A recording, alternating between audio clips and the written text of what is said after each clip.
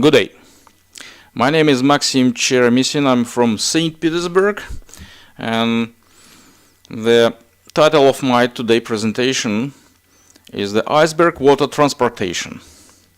And now I explain some steps of a procedure I propose for everybody who interested. So let we have the Arctic Sea, and we have the iceberg somewhere in the sea, that is freely floating on the surface of the sea.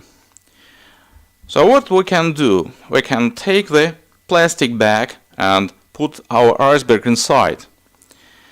Afterwards, we can pump the extra water from this flexible bag, and after this procedure we obtain the iceberg which is vacuumized and there is no any extra water inside.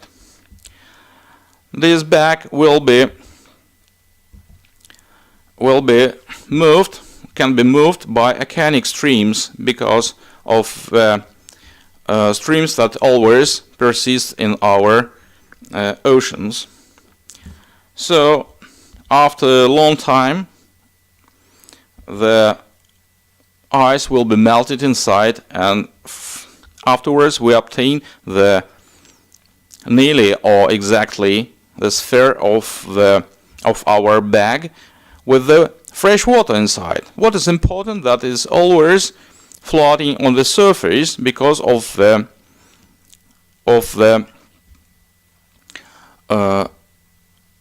salty water of the sea and the fresh water inside. We can catch our bag afterwards and put it in the safety place.